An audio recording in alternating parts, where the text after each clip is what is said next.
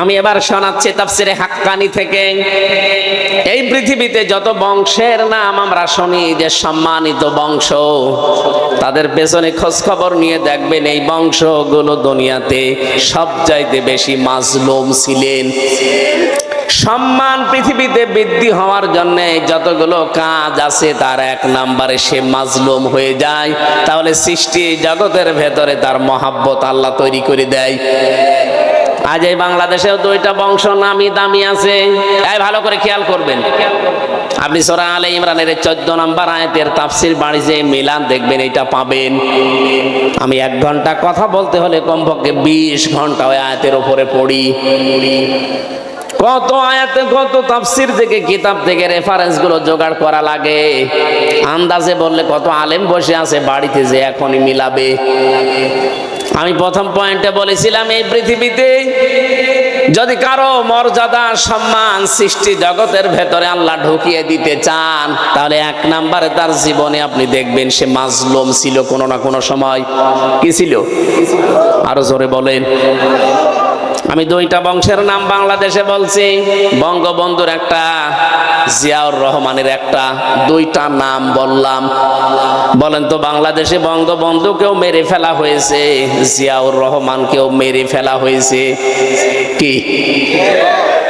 অথচ বঙ্গবন্ধুর নাম আজ পর্যন্ত কোনো মানুষ উচ্চারণ করার সময় আমি অন্তত শুনিনি যে বলে শহীদ শেখ মুজিবুর রহমান, আমি শুনিনি। কিন্তু জিয়াউর রহমানের নাম কেউ উচ্চারণ করলে আগেই বলে শহীদ জিয়া। আরাফাতের পাশে নামিমা মসজিদ আছে, নামিরা। এই মসজিদে আমি 16 সালে যখন হজে গিয়েছিলাম দেখি কাবার ইমাম খুতবা দিচ্ছে, শহীদ জিয়াউর রহমান মিন বাংলাদেশ। এই শব্দটা আমার আজও মনে আছে। উনি এই জন্য দোয়াটা করেছিলেন কারণ ওই সময় প্রচন্ড গরম ছিল, আর যে ময়দানে হাজিরা লক্ষ লক্ষ হাজিরা আশ্রয় নেয় যে গাছের নিচে, ওই গাছের নাম জিয়া গাছ। বাংলাদেশে আমরা নিম গাছ বলি। এই নিম গাছটা উনি লাগিয়ে দিয়েছিলেন, লক্ষ লক্ষ হাজি ওখানে যে আশ্রয় পায়, একটু ছায়া পেলে কি আরাম যে লাগে আমি নিজে তো টের পেয়েছি। কাবার ইমাম আমার মনে হয় ওই দিকে ইঙ্গিত করে শহীদ জিয়াউর রহমান এই লোকটার নামে কাবার ওই মসজিদের নামে রাইতে দোয়া করছিলেন নাম ধরে। শহীদের শব্দটাকে আপনি যাই তাই মনে করেন, কাবার ইমামের মুখ দিয়ে শব্দটা এমনি উচ্চারণ আল্লাহ করে দেয়নি, কারণ শহীদ এই শব্দটা এত দামি, যদি কেউ শহীদ হয় তাকে আপনি মরে গেছে বলতে পারবেন না। কেউ যদি শহীদ হয় তাকে যদি বলেন যে মরে গেছে, কোরআনে কারীম একেবারে স্পষ্ট নিষেধ। সূরা বাকারা 1 নাম্বার না, সূরা বাকারার 2 নাম্বার পারার 2 নাম্বার পৃষ্ঠার 12 নাম্বার লাইনের 154 নাম্বার আয়াতে আছে, ওয়ালা তাকুলু লিমা ইয়াকতালু ফি সাবিলিল্লাহি আমওয়াত বাল আহইয়াউ ওয়ালাকিন লা তাশউরুন। রব্বুল আলামিন বলেন যারা আমি আল্লাহর জন্য শহীদ হয়, যাদেরকে শহীদ করা হয়েছে, 2টা শব্দ বললাম, যারা আল্লাহর জন্য শহীদ হয় আর যাদেরকে শহীদ করা হয়েছে, এই মানুষকে তোমরা জীবনেও কোনো দিন মরে গেছে কথা বলবা না, মৃত বলবা না, কারণ তারা জীবিত কিন্তু তোমরা টের পাও না। কে বলছেন? মুখ দিয়ে মানুষ কথা বলে, এই জন্য আল্লাহ মুখের উপরে নোটিশ দিয়েছেন। মুখের পরে আর একটা জায়গা আছে, কোনটা? অন্তর। অন্তরে যেন কেউ ধারণাও না করে যে মরে গেছে লোকটা, না। ওয়ালা তাহসাবান্নাল্লাযীনা কুতিলু ফি সাবিলিল্লাহি আমওয়াতা বাল আহইয়াউন ইনদা রাব্বিহিম ইরযাকুন। এটা সূরা আলে ইমরানে আছে 4 নাম্বার পারা 11 নাম্বার পৃষ্ঠা 9 নাম্বার লাইনের 169 নাম্বার আয়াতে আছে। তাফসিরে ফি জিলালিল কোরআনে পাবেন। আল্লাহ বলেন ধারণাও করবি না, মুখে তো বলবি না, ধারণাও করবি না অন্তর দিয়ে যে যারা আমি আল্লাহর জন্য মারা গেছে, শহীদ হয়েছে, যে বলবি না যে মরে গেছে। না, যারা শহীদ হয় এরা মরে না, এরা জীবিত, এরা আমি আল্লাহর কাছে খাই। সুবহানাল্লাহ বলতে পারেন না? বলেন তো ঘুমিয়ে থাকলে খাওয়া লাগে? বলেন না কেন? জেগে থাকলে? আরো জোরে বলেন। খেলে মানুষের রক্ত, গোশত, চর্বি এগুলো তৈরি হয়। এই জন্য শহীদ যারা, এরা যেহেতু মরে না, জিন্দা, জীবিত, ওরা কিয়ামত পর্যন্ত আল্লাহ নিজে ওদেরকে কুদরতের খাবার খাওয়াবেন। দুইটা পরিবারের নাম বললাম, দুইটা পরিবারই বাংলাদেশের। একটাকে মানুষ আজ ফ্যাসিস্ট বলে জানে, আর একটাকে আজ মানুষ বাংলাদেশে মাজলুম পরিবার বলে জানে। এমন মাজলুম ছিল, আপনি তাকান, মারা গেছে লোকটা কতদিন আগে, শহীদ হয়ে গেছে, তাকে শহীদ করা হয়েছে। তার বিধবা স্ত্রীকে এক কাপড়ে পর্যন্ত অনেকে হিংসার বশবর্তী হয়ে বাড়ি থেকে বের করে দিয়েছে। একটা ছেলেকে যন্ত্রণা দিয়ে মেরেই ফেলেছে, আর একটাকে তো প্রবাসেই পাঠিয়েছে, নির্বাসনে আছে। এই জন্য মাজলুম যারা এই পৃথিবীতে, তাদের প্রতি সৃষ্টি জগৎ একটা আলাদা ভালোবাসা আল্লাহ তৈরি করে দেয়। এই দুই পরিবার আপনি, আমি বাকি পরিবারের কথাগুলো বাদই দিলাম, এই দুই পরিবার আপনি সামনে রাখেন, আর বাংলার 18 কোটি জনগণকে সামনে রাখেন। আমার মনে হয় 100 জনের 96 জন অন্তত এই মাজলুম পরিবারটার প্রতি তাদের আসক্তি পেশ করবে, ভালোবাসা, মহাব্বত, মায়া, এইটা আগ্রহ পেশ করবে। আর 100 জনের হয়তো 4 জন হয়তো ওই পরিবারকে বলবে না, এইভাবে মারা ঠিক হয়নি, অন্যভাবে মারার দরকার ছিল।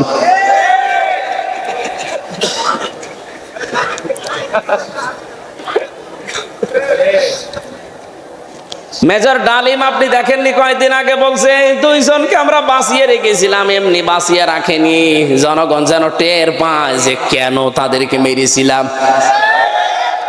আমি কি বেশি বলে ফেললাম? এই 2 জনকে যদি ওই সময় আল্লাহর কাছে পাঠিয়ে দিত, তাহলে এই 2732 জন মানুষ মরে যেত না, 2780 জন মানুষ হাসপাতালের বেডে কাতরাতো না। এই কথা বলছে না কেন? কত মানুষকে গুম করা, খুন করা, বিশেষ করে আয়না ঘরে রাখার মতো এই দৃশ্য পৃথিবী দেখতো না। আমি নিজেও 10 দিন ছিলাম আয়না ঘরে, মিনি ছোটটাই, বড়টায় আমাকে নিয়ে যায়নি। আমি ছোটটায় টের পেয়েছি যে কি আযাব দেয়। ছোটটায় যদি অবস্থা হয় তো বড়টায় কি হয় আপনি নিজেই বলেন। আপনি যে বলেন যে কি হয়েছে যে আপার পালিয়ে যাওয়া লাগলো, আরে ভাই আপনার উপর তো হয়নি, যদি 100 ভাগের 1 ভাগও হয়তো আপনার উপরে, আপনি টের পেতেন। আপনি তো ছিলেন শুধু মাল কামানোর ধান্দায়, আগে কি সুন্দর মাল কামাইতাম। আমি এখান থেকে 27টা বিষয় পেয়েছি তাফসিরে। কোন মাজলুম যদি সত্যি, কোন মানুষ যদি মাজলুম হয়ে যায়, রব্বুল আলামিন এই তথ্যটা সূরা মারিয়াম 16 নাম্বার পারা 11 নাম্বার পৃষ্ঠার 1ম নাম্বার লাইনে 96 নাম্বার আয়াতে পাবেন। ইন্নাল্লাযীনা আমানু ওয়া আমিলুস সালিহাতি সায়াজআলু লাহুমুর রাহমানু বুদ্দা। বলেন আল্লাহু আকবার। যেহেতু আমার তাফসিরের বিষয় না, আমি যেখানে পড়েছিলাম ওখান থেকে এবার আরম্ভ করছি। আজকে এই 15টা জিনিস কিন্তু নিয়ে যাওয়া লাগবে। 6টা জিনিসের উপরে আল্লাহ বলেন তামাম দুনিয়ার মানুষের আমি আসক্তি তৈরি করে দিয়েছি, ভালোবাসা, মহাব্বত, আকর্ষণ, সশোভন। এখান থেকে যদি মানুষ কন্ট্রোল করতে পারে এই 6টা বিষয়কে, আপনি এই 6টা বিষয় ছাড়া চলতে পারবেন না। কিন্তু এই 6টা বিষয় পরিমিত ব্যবহার করা লাগবে, তাহলে 3টা পুরস্কার আল্লাহ নিজে দান করবেন। আর আল্লাহ যাদের ওই 3টা পুরস্কার দেবে, তাদের এই দুনিয়াতে মরণের আগে 6টা গুণ অর্জন করা লাগবে। কোরআন থেকে জেনে আজকে আমল করা আরম্ভ করবো ইনশাআল্লাহ। 1 নম্বরে মানুষের আকর্ষণ, ভালোবাসা, সশোভন, আসক্তি। আল্লাহ বলেন প্রথমে আমি তৈরি করে দিলাম স্ত্রীর উপরে। কার উপরে?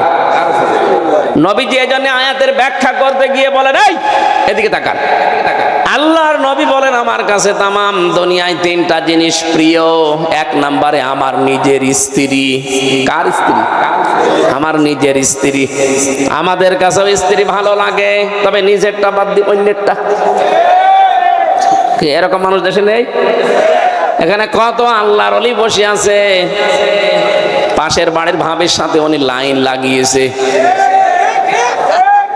বিবাহিত মেয়েদের সাথে যারা লাইন করেন এই মুহূর্তে তওবা করেন, কারণ জীবনও আপনি তার স্বামী ছেড়ে না দিলে বিয়ে করতে পারবেন না, আর সারা জীবন আপনি আফসোস করে মরবেন। এই জন্য যারা বিবাহিত মেয়েদের সাথে লাইনে আছেন, মোবাইল নাম্বার এখনই ডিলিট করা লাগবে। কারা কারা করবেন হাত তোলেন তো,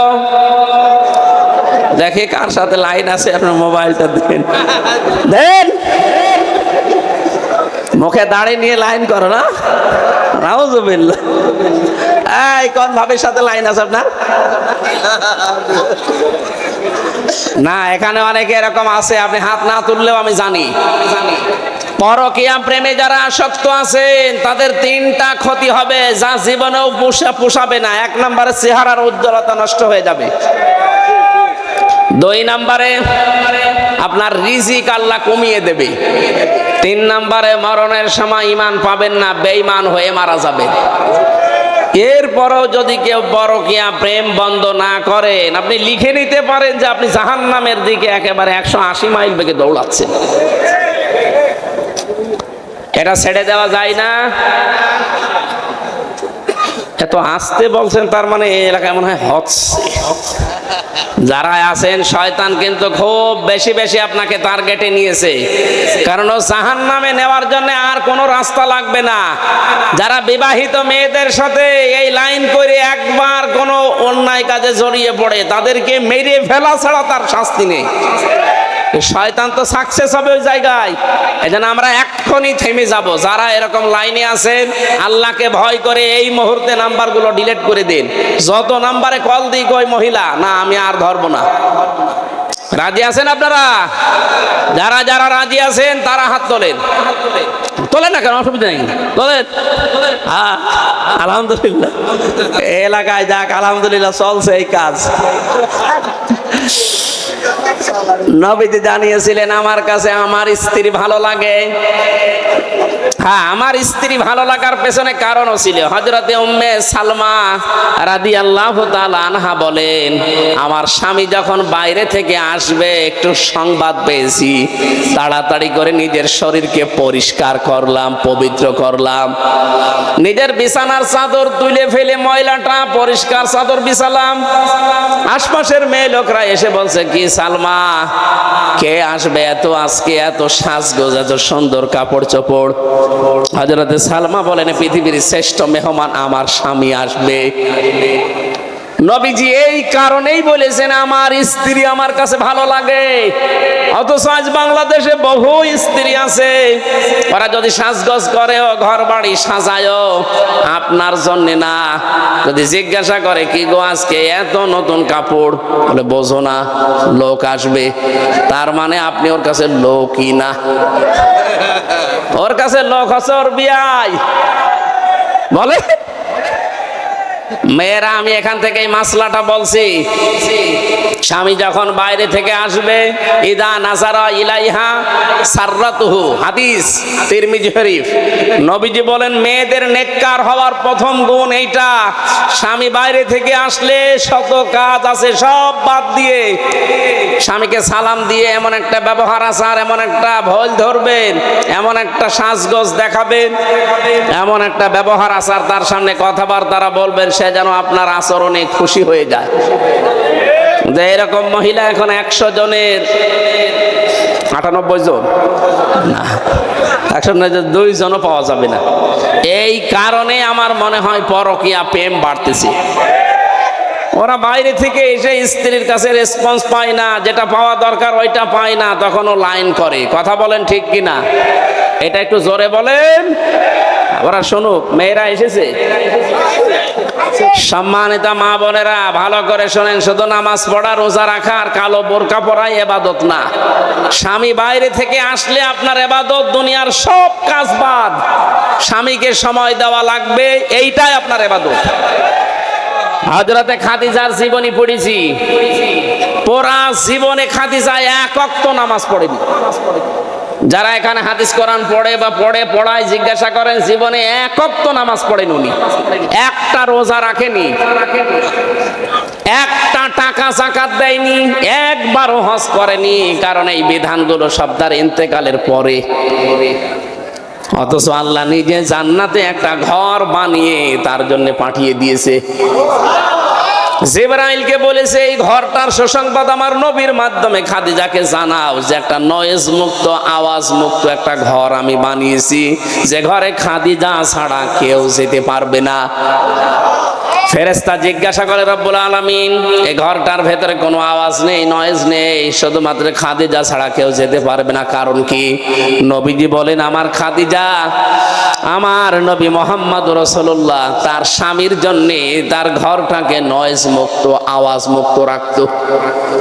আপনিও যদি আপনার স্বামীর জন্য আপনার ঘরটাকে নয়েজ, আওয়াজ মুক্ত রাখতে পারেন, আশা করা যায় খাদিজাতুল কুবরার সাথে আপনিও জান্নাত পাবেন। আর বাইরে থেকে এসে ঘরে ঢুকতে দেরি মনে হয় একটা জাহান্নামে ঢুকলাম, নাকি বেশি বলে ফেললাম? 2 নম্বরে নবীজি বলেন, আমার কাছে ভালো লাগে সুগন্ধি, আমাদের কাছেও সুগন্ধির চাইতে আমার মনে হচ্ছে অনেকের কাছে দুর্গন্ধ ভালো লাগে বেশি, এই জন্যই তো বিড়ি খাই। নাকি এ জেলায় বিড়ি নেই? আমি বিড়ির বিরুদ্ধে কিছু বলতে চাই না, কারণ আমি আকিজ গ্রুপে চাকরি করি, বেশি বললে চাকরি চলে যাবে। তারপরও আমি স্যারকে বারবার বলেছি এটা ছেড়ে দেন, উনি বলছে আমি চেষ্টা চালাচ্ছি। ও অনেক ছেড়ে দিয়েছে, এখন আর ওনাদের তরফ থেকে বিড়িটা বানানো হচ্ছে না। ওইটা আমেরিকার টোবাকোর কাছে প্রায় কত হাজার কোটি টাকা দিয়ে বিক্রি করে এখন জিনিস বানায় খাবারের। আল্লাহ যেন এই ধারাটা অব্যাহত রাখে। ওনারা এখন চেষ্টা চালাচ্ছে খাবার বানানোর। বিড়ি যারা খান, হয়তো আপনাদের এলাকায় তো তৈরি হয় না, এগুলো তৈরি হয় কুষ্টিয়া, চুয়াডাঙ্গা, যশোরে। আমরা দেখেছি এই তামাকগুলো যখন রোদে দেয় শুকাতে, কুকুরে, বিড়ালে পায়খানা করে, প্রসাব করে, ওটা ঝাড়া দিয়ে দিয়ে প্যাকেট করে পাঠিয়ে দেয়। যতই ঝাড়া দেওয়া হয় মশলা কিন্তু লেগেই থাকে। কথা বলছেন না কেন? আপনি যে শোক টান দিচ্ছেন, জিনিস কিন্তু ভালো না। এখানে আমার মনে হয় এটা ছেড়ে দেওয়া ভালো। পৃথিবীর একটাই মাত্র খাবার আছে যার গায়ে লেখা থাকে যে আমাকে খেলে ক্যান্সার হয়, এরকম লেখা নেই। এরপরও যদি কেউ না ছাড়তে পারেন, এটা আপনার ব্যর্থতা। দুর্গন্ধ কোনো জিনিস যেন আপনার কাছে না আসে। 3 নম্বরে নবীজি বলেন, আমার সবচাইতে বেশি প্রিয় হচ্ছে নামাজ। কি? বাংলার মুসলমানেরা যেহেতু 96% মুসলমান এই দেশে, এই জন্য আমি নামাজের কথা খুব বেশি বলি না, কারণ যে লোকটা নামাজ পড়ে না ও আর মুসলমান থাকে না।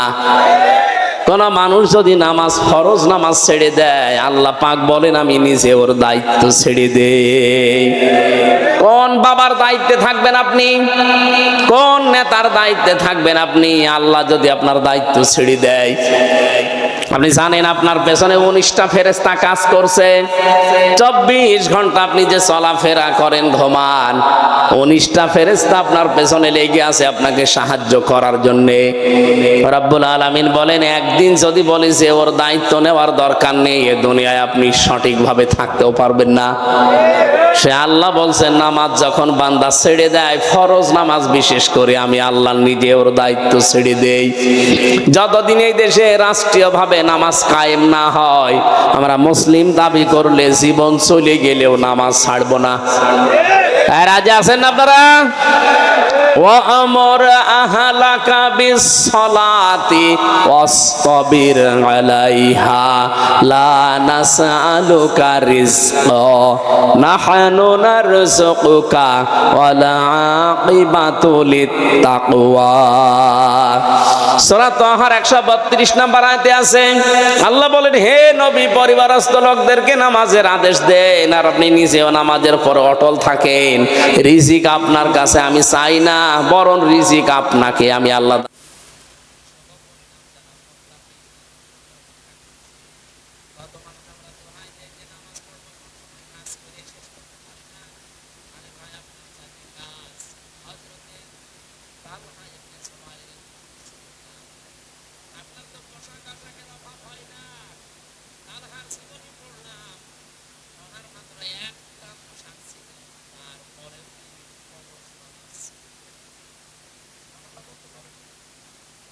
কিয়ামতে ওনাকে যখন আপনার সামনে দাঁড় করাবে আপনি লাজবাব হয়ে যাবেন। যারা বলে আমরা সাংসারিক কারণে নামাজ পড়তে পারি না, আল্লাহ